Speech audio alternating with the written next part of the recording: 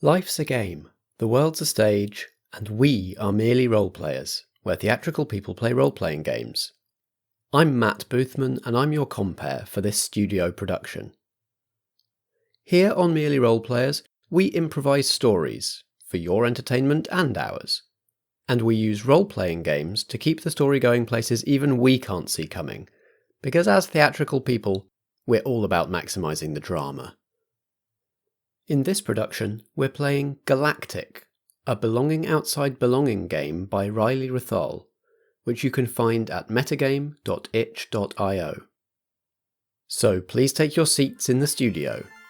Tonight's production is about to begin.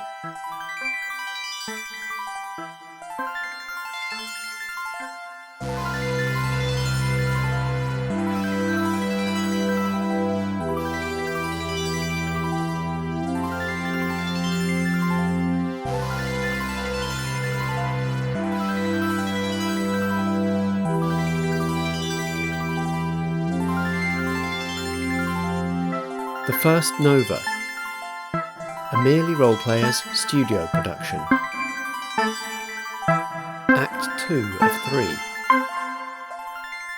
The ship, Mustang Sally, leaves hyperspace in the shadow of the wreck of the starship Trinary Noon. This isn't a standard asteroid field, right? There's like dancing lights like the Northern Lights. We've got company. Whatever it is, it's big. We need to hide or something. Into the wreck, it's the only cover. Olwyn, have you not collected the item yet? Goodbye, Mother, and I smashed the telecommunication device on the floor under my foot. Esko heads down the down ramp, holding this key. There is an engraving on this key that is also on Revan's skin. Excuse me. Come along, if you're coming.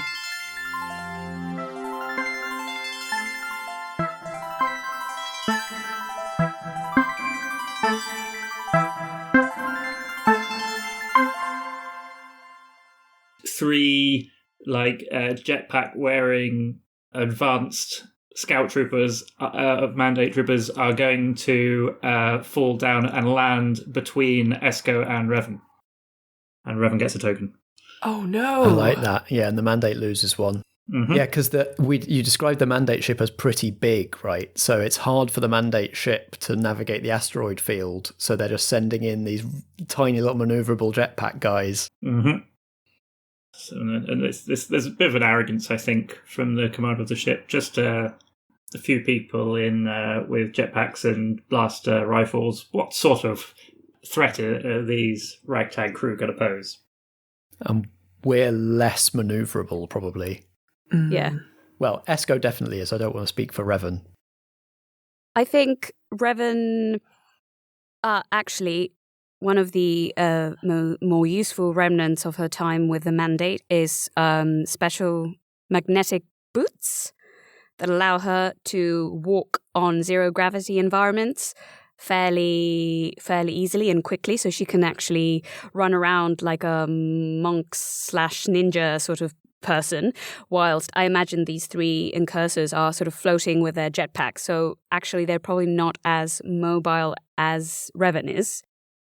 Seeing these three individuals land in front of them, and I'm guessing between her, did you say between Esko and them? Yeah, between Esko, trying to split you up. They're going to try very hard to get their attention.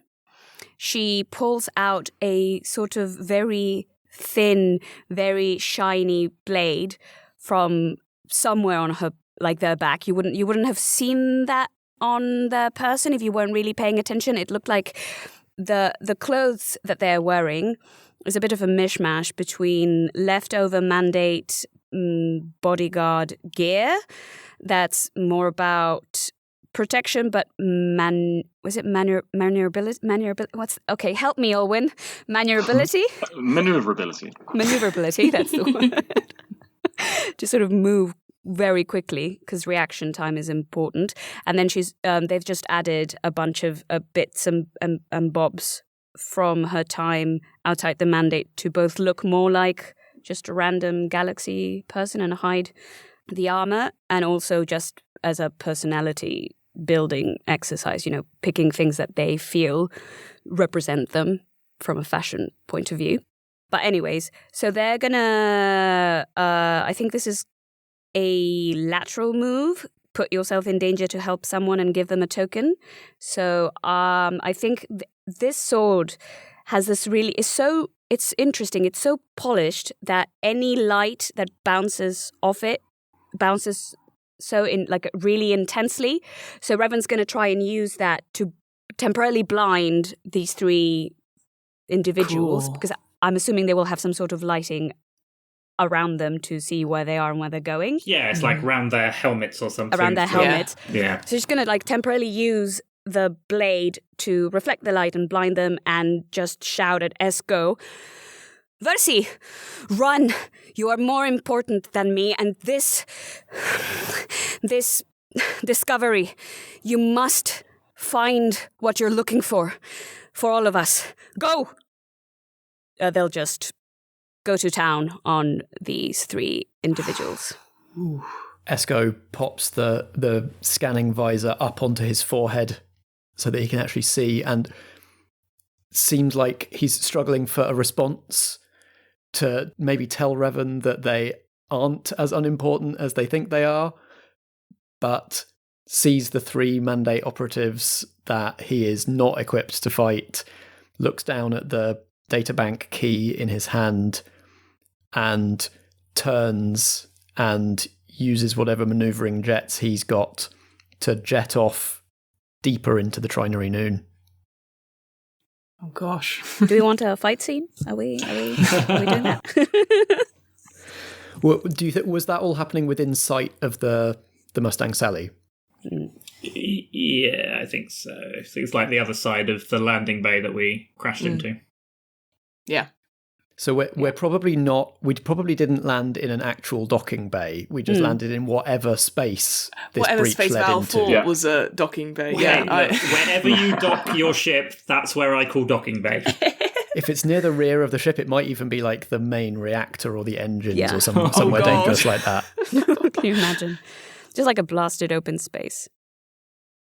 I have a question. Or sorry, the space between has a question for Esko. There's something that's drawing you to this ship.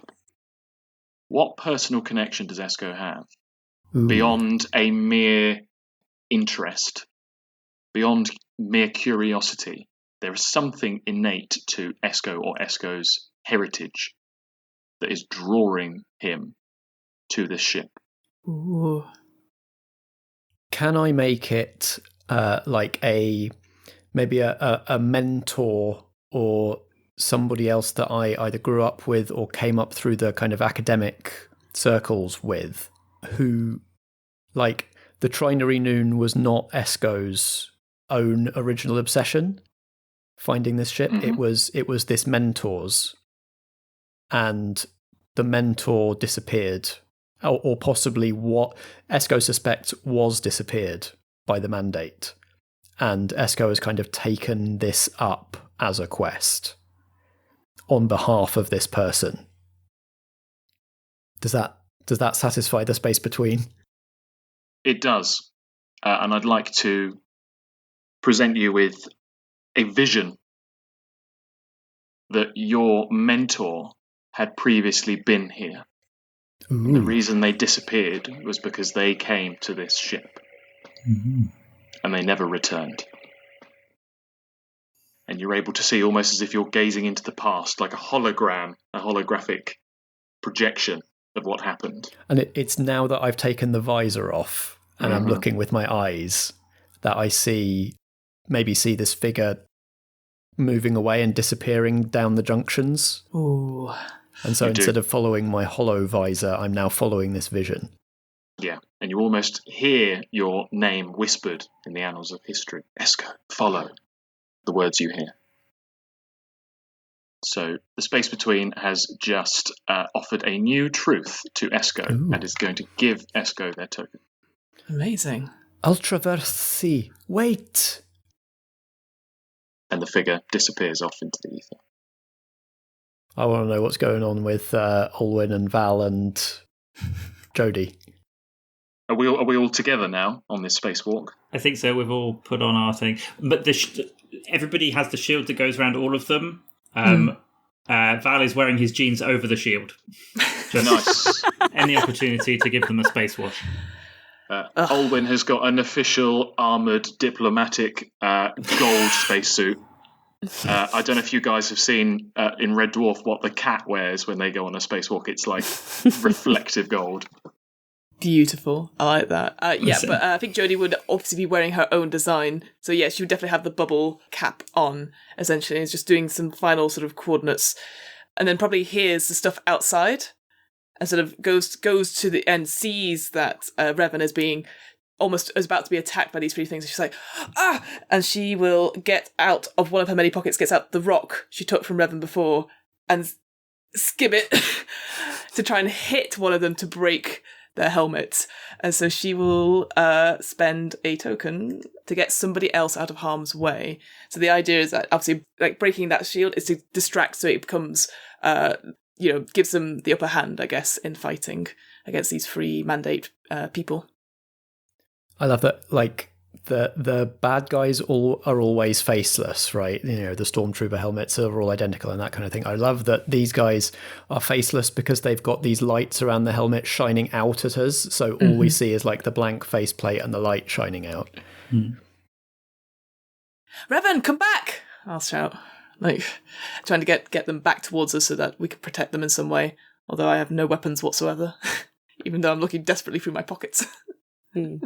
And Revan will look back at Jodie with that kind of look in their eyes of being, this is a moment to make a choice, and I'm going to choose to take them on and protect this little crew family that we've created. But also because I think, and I don't know if this might be a move, Revan is deeply familiar with mandate gear.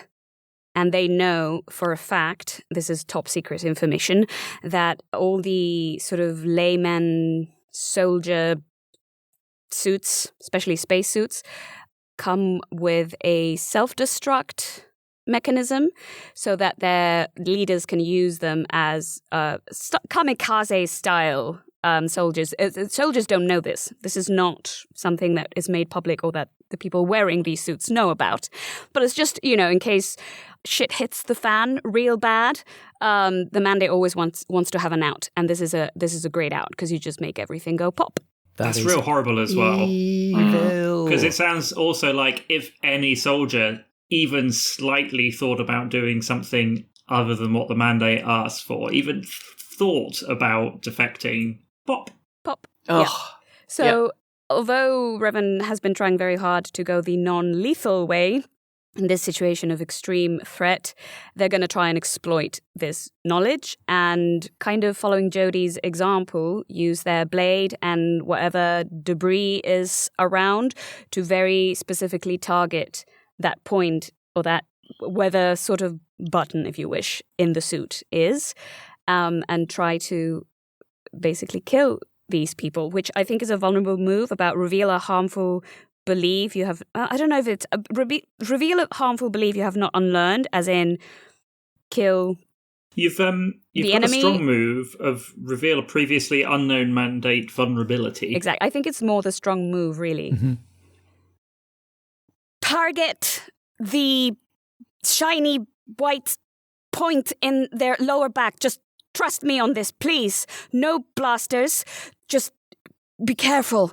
And she just snaps off and goes to fight. And just imagine really cool, as they call it in the D&D world, monk shit. Mixed with ninja, a bit of John Wick. And if anyone is familiar with wuxia, the Chinese style period fighting movies, a bit of that as well. Lots of like cool, floaty, jumpy moves and just very fast.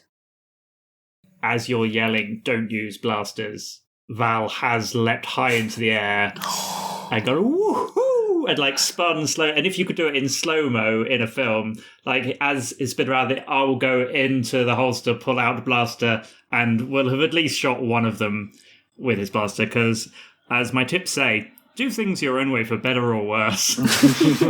Val's way is using a blaster. So what happens when I don't do what you've suggested and shoot one with a blaster?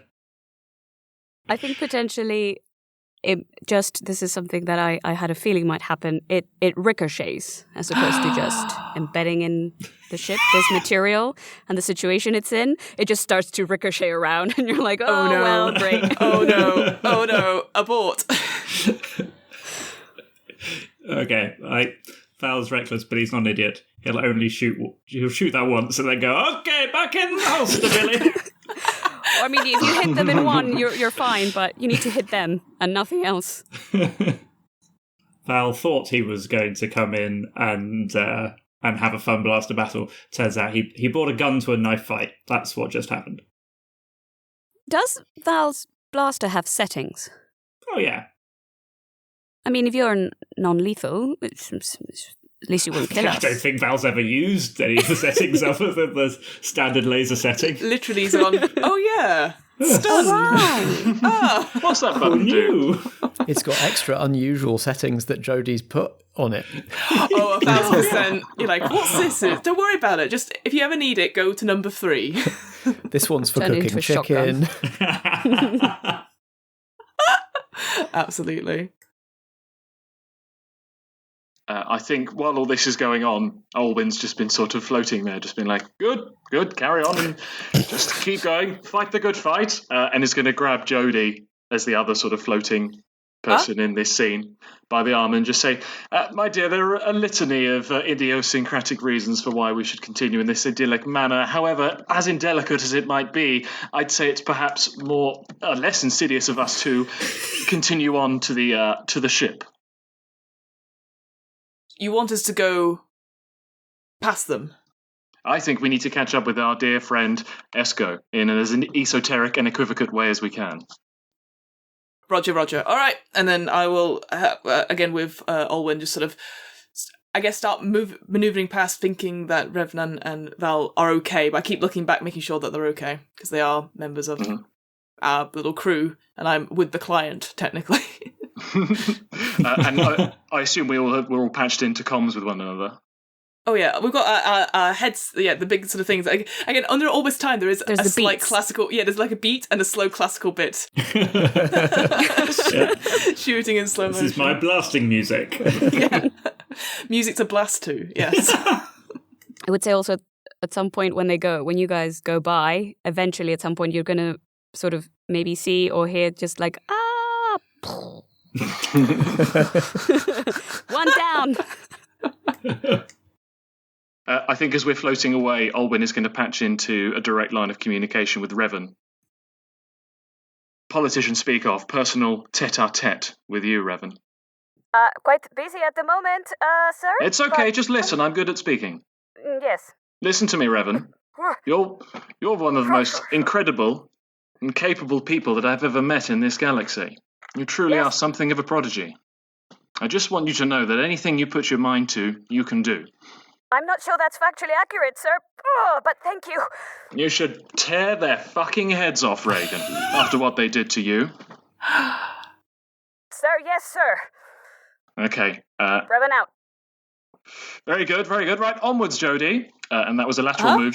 Show someone you believe in them and give them a token. So take a token, Revan. Oh, great. And Olwyn and Jodie float, I guess, into the other ship. Yep. 2 down. Leave some for me. Hurry up. I have a question to the mandate. Are there now any vessels or ships approaching, or has it just been the three individuals in their spacesuits that have come? I think now that very clearly the 3 individuals in the spacesuits were... Clearly they had underestimated the threat of the little ship that had landed. I think you can kind of hear... Well, you can't hear its space, but if you could hear, there would be the rumble of engines as the big thing came closer, and you can see flashes of laser blast as it's starting to blast its way through the asteroids, so that the large ship can get in.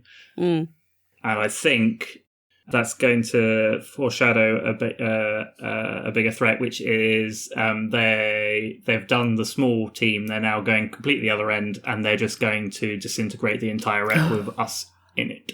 Oh, God. You asked.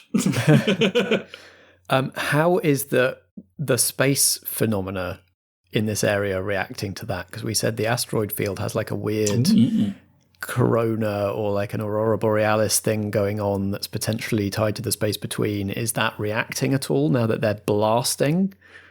I would like to offer up control of the space between to another player, as I believe I have been in control of this for quite a long time. So I will take my name off and open it up so somebody else has a chance to add their fiction to it.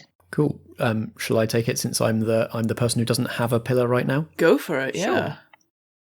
So I think as they start blasting through asteroids, that glow and that connection in this area intensifies and brightens, and the asteroids, which have been drifting very naturally and randomly according to the laws of orbital mechanics and things, start to move more like in a shoal or a murmuration to present, like, cluster together and put up walls of asteroids between the wreck and the Mandate's ship-to-ship blasters. And it's not going to be enough to stop them, but it might be enough to slow them down and buy us some time. And it definitely confuses the Mandate. This is not a phenomenon they've seen before or prepared for at all. So I'm invoking awe as the space between. So the space between is going to gain a token. Nice. I really want to know what Esko's going to find. Yeah, me too. Agreed. I think chasing this echo, this phantom, this vision has to inevitably lead Esko to the data core, the data banks where this key fits, which is sort of in keeping with that slightly organic feel of the ship as a whole. We've been talking a lot about Doctor Who, and I am imagining a kind of a TARDIS central console kind of layout. Yeah, as one would assume. Yeah, so kind of a circular room with this almost coral-like pillar in the centre with various kind of interfaces all over it, which Esko thinks, when activated, will sort of fill the room with recordings and holograms of the all of the various data that it holds. Esko sees where the key goes and inserts the key. And the central data core of the Trinary Noon awakens.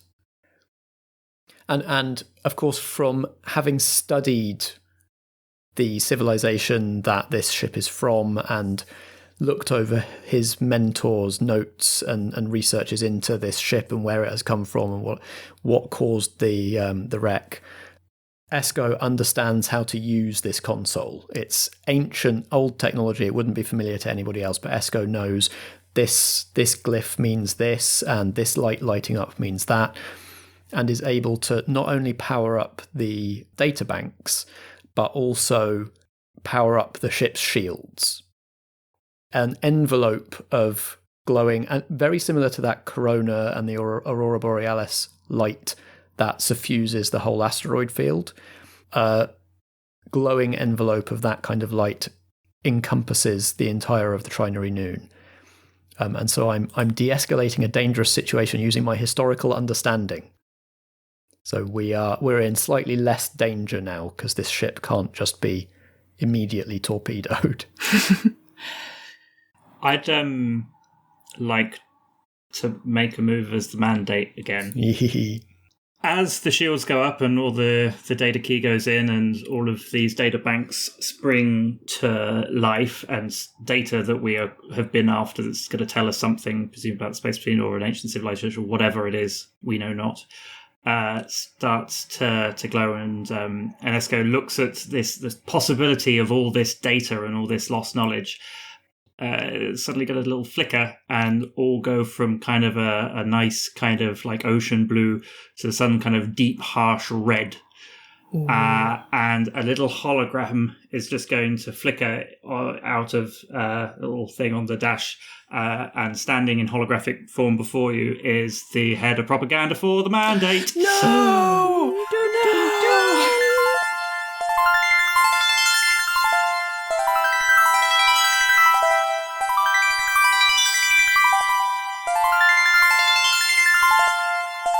Alright, lovies, it's me, Matt, your compere, reminding you there's no point crowding the stage door right now. The players won't be available for autographs until the end of the production. So shall we take a look through the programme together instead? If you've read or played Galactic, you might be asking yourself, which of the playbooks is Matt using again? That's because I made Esko using a playbook that doesn't come with the game. The Researcher is a playbook I wrote for the Galactic 2nd Edition Game Jam. It's inspired a bit by Dr. Aphra, rogue archaeologist and disaster bisexual from the Star Wars comics, and a lot by Lintel Laroon, Cat Cool's character from the Campaign podcast. I designed the Researcher for people who want to get their crew into trouble chasing lost artefacts, and who want some agency to add to the history and mythology of the galaxy. If you want to play a Researcher in your own game of Galactic, you can get the playbook from my itch.io shop at merelymat.itch.io. Now, before I go call beginners for the next scene, I want to tell you about Realms of Peril and Glory. RPG, see what they did there, is an all-new actual play podcast that you'll probably like a lot if you enjoy what we do here on Merely Roleplayers. Each season is going to be a new story, with a different cast and using a different role-playing game system each time. The first season uses 13th Age for a mystery thriller set in a city of magic, monsters and machines. It's got orcs and elves, but it's also got baristas and detectives who are in over their heads. I caught the first episode the other day, and it gets off to a really atmospheric start. The whole show is scored and sound designed, which gives such a strong sense of the city right from the jump. There are some big guests to look forward to in future seasons as well, so it's worth bookmarking the show even if this first story doesn't quite sound like it's for you. Sasha Sienna from the Magnus Archives is going to be in it at some point, and Ella Watts, producer and podcaster hype person extraordinaire. The first 3 or 4 episodes of Realms of Peril and Glory are out now wherever you get your podcasts, and you can find out more about what's coming up at www.lightandtragic.com/merely. That's lightandtragic.com/merely. Here they are now to tell you about the show in their own words. Then, please shut your programs and return to your seats for the first Nova, Act 2 of 3. Welcome to Realms of Peril and Glory, an all-new actual play podcast. There are guided tours once a week! Come on, Dor Brennan! How about you filthy timepiece? RPG is home to hilarious stories. The thing that kicks off a really good tale is, when they take their tops off. Sorry? When you're reading, like, Don't worry. And thrilling adventures. There's bad guys, there's an ogre. Probably best if you stay here. Sorry, I'll be back soon. Why am I tied up? That was your sibling, not me. Bye.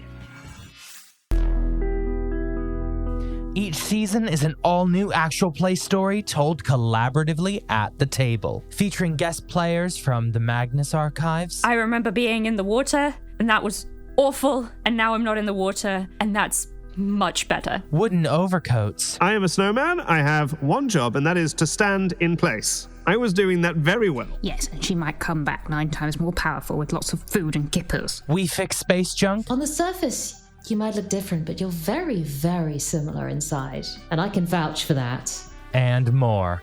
What I am about to tell you stays in this room. Got it? You don't happen to know where there's like secret plans about meat and smoothies. Ducks? Did you say ducks? Did you say ducks? Did you say duck? You can find Realms of Peril and Glory wherever you listen to podcasts. We're gonna have a good laugh, then we're gonna possibly cry, and then we'll grab dinner.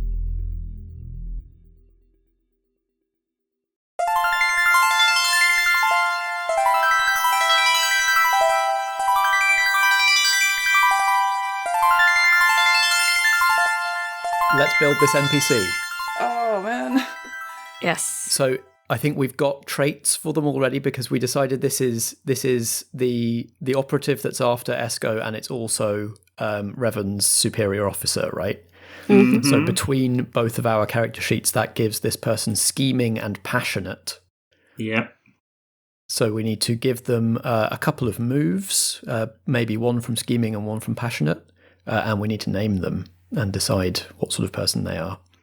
I have a name generator here that's just come up with Casa Omega. Oh, love it. That's a good name. And the moves. So this is directly related to Revan and Esko, correct? They're both an NPC. Yeah. They're an NPC for both your pass. Yeah. Why don't you take a move each? Do you want to do yours, which is passionate, and I'll do mine, which is scheming? Sure. Yeah, I'll grab a passionate move. I love all these moves. They're So great. good. I'm going to give them question someone's beliefs or actions and give them a token. Whoa. Cool.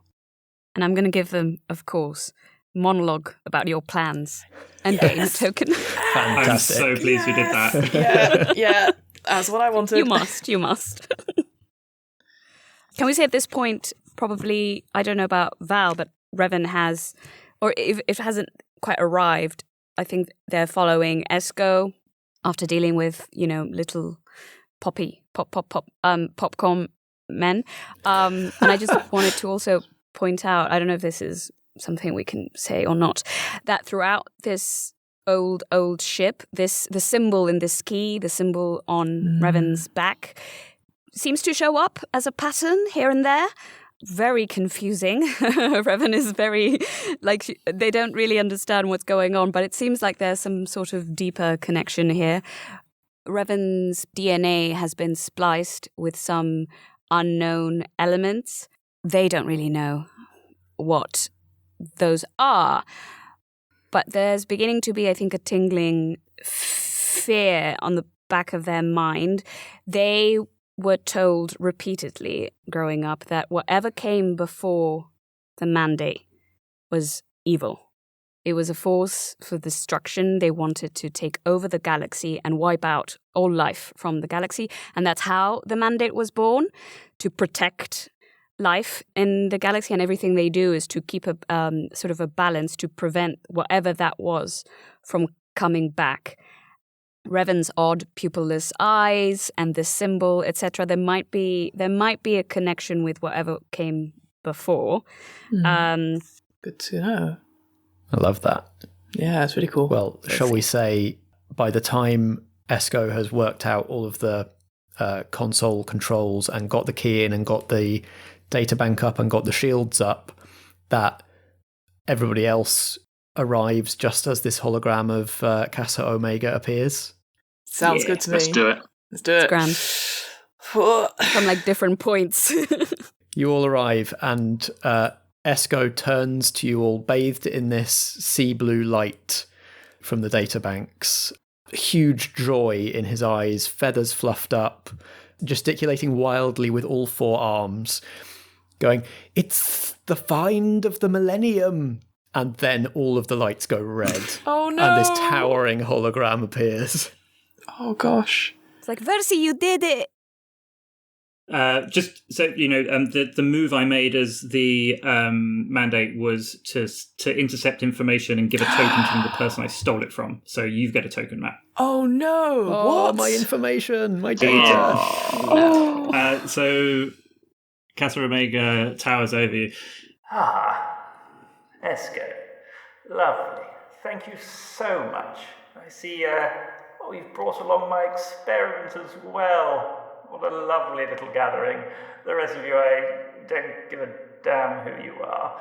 But thank you very much. Your predecessor, although useful in finding this place, was vexingly silent when it came to opening up this data vault. But the wonderful thing about inspiring people, as they always have, very enthusiastic followers really begging to continue their great work, and I must say you've done a wonderful job leading me here.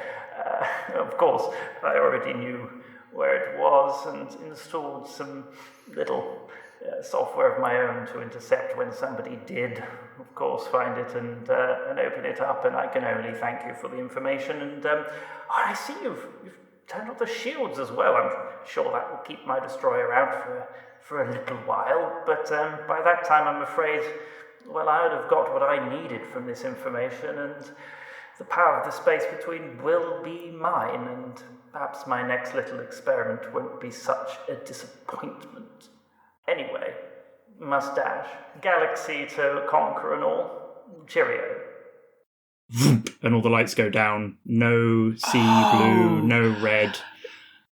Esko, removes the key, reinserts it, removes it and reinserts it.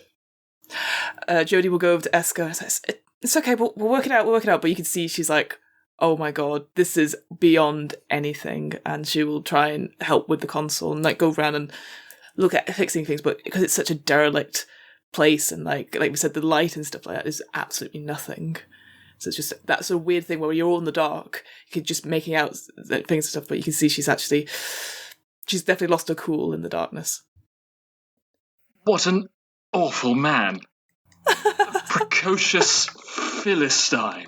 An utter harbinger of doom. A Machiavellian, lurid, kitsch, ostentatious, bad man. I don't know, he sounded fairly familiar to me. Quite. Jodie. Yes. Can you help me? I need your perspective. I'll do what I can, and I'll start jabbing my hands into the console, trying to put stuff together, like do what I normally do and mash wires together. I'm going to take the vulnerable move of making a rash maneuver that puts you or others in danger. I'm going to say I put others in danger, and as I do, the doors slam shut. Oh, no. I'll fix it later, don't worry. And I start going through the wires.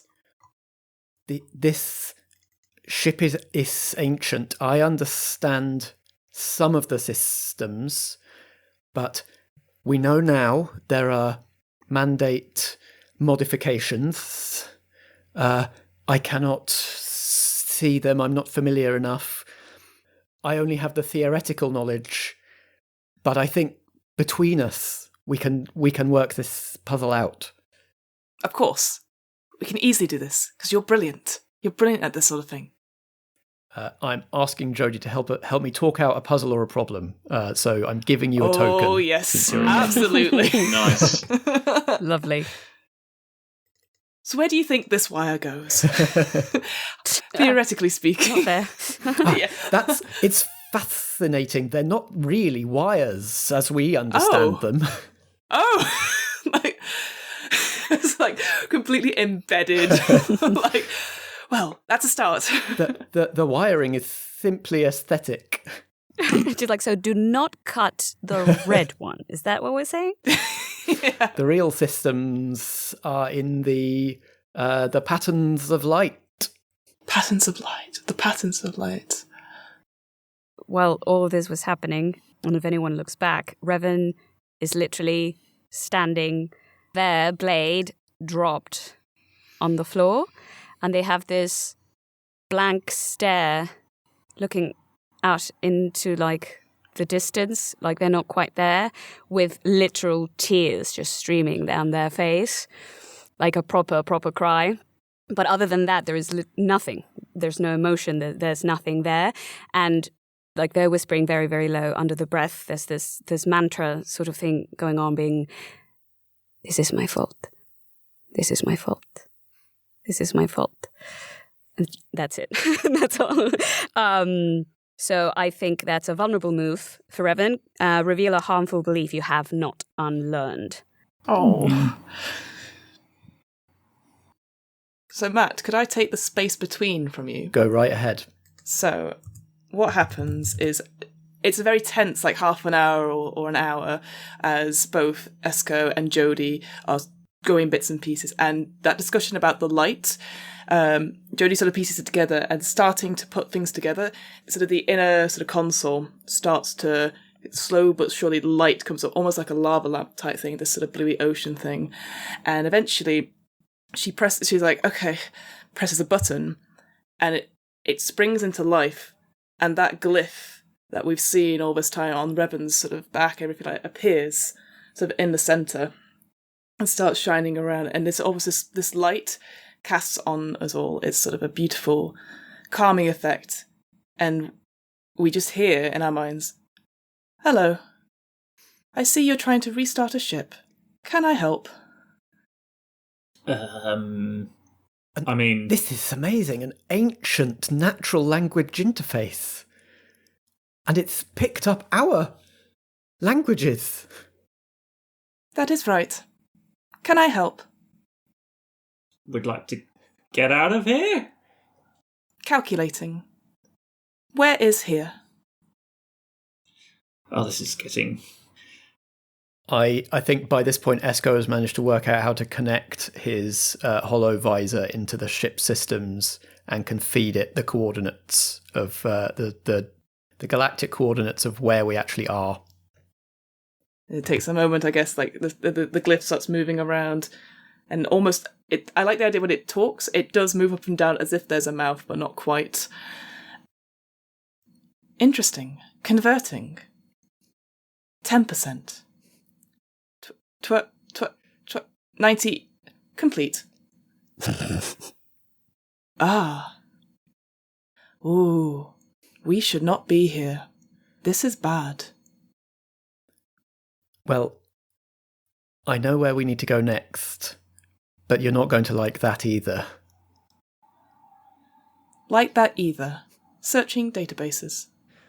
That is a vulnerable move for me to say that.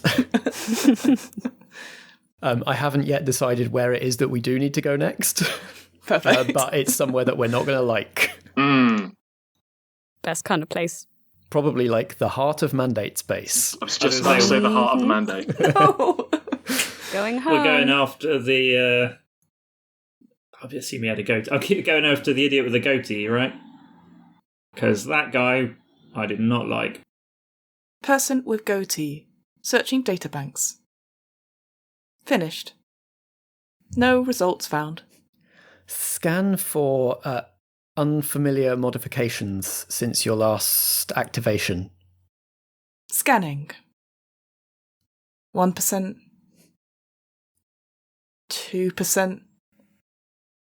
3. You can tell it's not done this for a long time. There's many, many updates to its system. Oh no, I've activated the defragger. Val's just going to hit it with the fist to go, "Hey." Complete. 13 unidentified extensions. And sort of then, like, from out of it, like a map would appear with sort of little dots around. Conveniently, we'll say, in this room.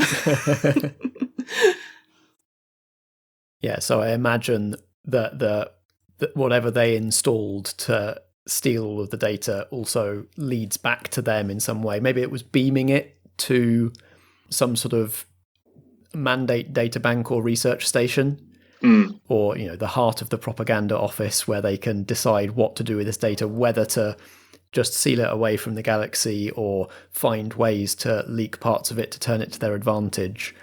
And that's where we've got to go. I think there's definitely a stronghold on a mandate-run planet that is storing that information. And you know what? There's an extra reason why Jodie won't like this place, because it is a massive space bureaucracy full of space paperwork. The real nightmare this whole time. You need form C45 6-B. Admin planet. I think Revan is coming to now that this conversation is happening, and they know where we're going. They know exactly where this place is. They know exactly what it looks like, and they don't want to go back ever.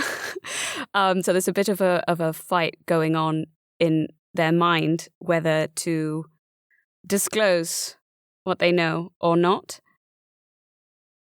I'm trying to figure out what the most interesting choice would be in this situation.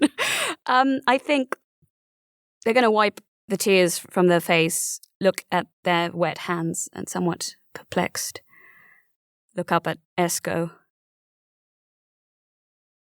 Versi. We should leave this place. Now. Not come back. And if you wish to follow the man with the goatee, my commander, I will take you to him. But know this, we will not come back from that. None of us will. Out of character, I'm very sorry about this. I'm going to make a vulnerable move to dismiss somebody's perspective on a subject I think I know better about. Yay! Ooh. Nonsense. I have dealt with this Catho Omega before. I have run into this Pother. His power is in words only, in falsehoods. We have the power of truth on our side. Very well. The glyph in the central column this whole time has sort of been searching. Bloop. Access granted. Revan, Esko. Records accessed. And I'm going to use the move, create an unexpected connection between people and give them a token. One of you can have my last token. I've got tons of tokens, So Revan, you can go for it. Sure. So do we understand what this means? Is this giving the two of us control of the ship, or what's going on? Or is it just mysterious? I think it's just mysterious in the sense that both of you have seen something on the ship that connects to you. Revan, certainly you've been feeling it, or that's a sort of that section. And Esko, you've seen these echoes. There is something more here for both of you. And the fact that as you've been talking, like Siri, this glyph, whatever it is in this column, has been listening in and is like, yes, you have access now. And whereas it might have been a bit harder to pilot or even access some of the data files, perhaps, you both, out of all of us, have access now. So is there maybe something, maybe that the mandate didn't think was worth taking, that's left in the databank that they didn't drain, that could be useful for one or both of us? Yes, I will say there is like a video file that's sort of at the bottom, it's probably renamed like WX _ blah blah blah, so it's like the last on the list to be uploaded. So it's not a video file, it would be an audio log. And in the audio log, I don't know, anyone else have any ideas? I've got a pitch. Go for it. Go. Go. We haven't given him a proper name yet, but the audio log, when it starts playing, Olwyn immediately recognises the voice as his lost dramatic twin brother. Not sure what his real name is, but Olwyn knows him semi-affectionately as Baldwin. Oh, Baldy. Part of the reason that we came to this wreck was looking for Baldwin. Mm-hmm. And this is a log that he left when he visited this place, and the mandate didn't take it because it wasn't like part of the ancient data file they were after. It's a newer edition. What pillar do we want to attach Baldwin to? I wonder if it's he's aligned with the liberation. Liberation. Yeah. I think, for sure. Wondering if a long shot mission is about to... Yeah, absolutely. I think that maybe the betrayal of the Callahan family and the ostracization of Baldwin out of the family has led him down to join the other... a different path. Oh. The Callahans are supposedly neutral between mandate and liberation. They're just local government. And I think perhaps Olwyn has had his eyes open, fallen in love with a handsome man or attractive lady in the liberation and has become a freedom fighter now. Oh, amazing. So, Marta, you've got the liberation currently. I do, yes. I think the gist of it would be that Baldwin left the world he knew kind of disillusioned and joined the liberation perhaps it was kind of a coincidence, but then as he spent more time there and maybe met someone who opened his eyes, maybe a certain old mentor of a certain Esko, to see connections and things that he didn't know existed before. He realized that the universe as is profoundly messed up, and that his family, wittingly or unwittingly, is a cog in this machine. Ooh. And he hates that. And he wants to dismantle it without necessarily putting them in too much danger initially. Perhaps hopes that he can eventually bring Olwyn to his side. He feels this twin connection between them. And then Esko's mentor has kind of taught him sort of what he taught Esko about this pre-mandate civilization and what that was about. This symbol pops up. Maybe this key was with them at some point. But there are whispers that there are remnants of the old people still living among us today, deeply hidden and secret even from the mandate. And you have to find them, and in their memories lies the key to defeat the mandate and maybe go back to a more equitable, more happy sort of place. But it's like the solution has been fragmented and deposited in the deepest subconscious memory, spiritual thing of all of these individuals that still hold the essence of the old civilization, which would be, Revan would be one of them. And you can tell them apart because they have that symbol embedded on their bodies. Do you know there's some cultures that like cut themselves and let things scar? It's kind of like that. It almost feels like you wouldn't know that it wasn't like a birthmark or something that's part of their body unless you knew where to look and what it meant. How's that? Does that tie everything in together nicely? Bloody hell. That really does, yeah. Yeah. That's amazing. Yeah. I think my only caveat would be is that we don't necessarily know it will be a better future. It's just enough to break down the mandate. Yeah. Surely a future without the mandate is brighter than the one we have at the moment. Which will probably be a direct line. More like a return to the old ways, whatever that means. Like for someone who believes in the mandate or who has been living happily in the mandate galaxy, that would not necessarily be a good thing. So it's left up in the air whether that would be a change for the better or the worse. It's a risk. We don't know. Yeah. Can I suggest that also as the audio log is playing, the computer helpfully activates something in the air that makes the mark on Revan glow through their clothing, making it completely obvious to all of us. Definitely. I think, like, I'm just picturing Zorgon now, so apologies, guys.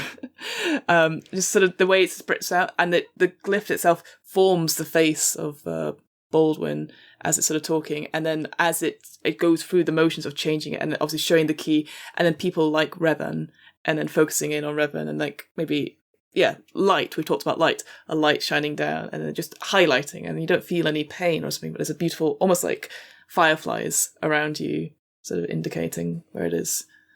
Revan is very perplexed. Like, is this normal? What is happening?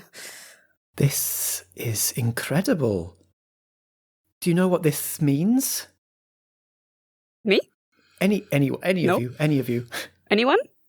That we may not need to go to the propaganda headquarters after all. The data they took may not be as valuable as what is in our friend's memory.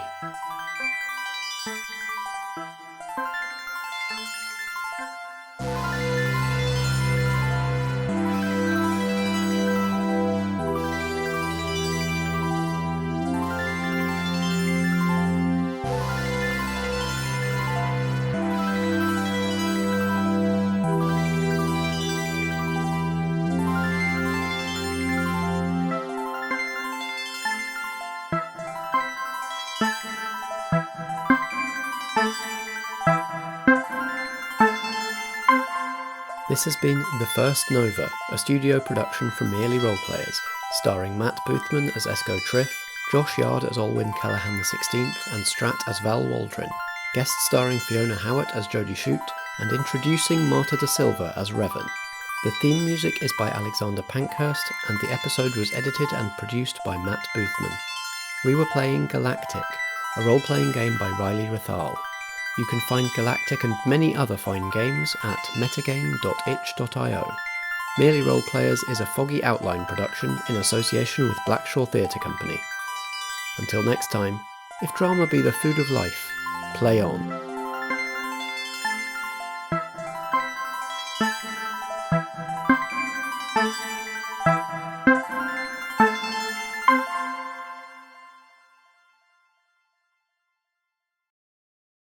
Sorry, I think I might have accidentally just done a move, which is... Oh, no, That's it's how you know when you're in suspicion character. or distrust, not just annoying. I thought there was something of this... It's somebody else has pushing buttons, isn't it?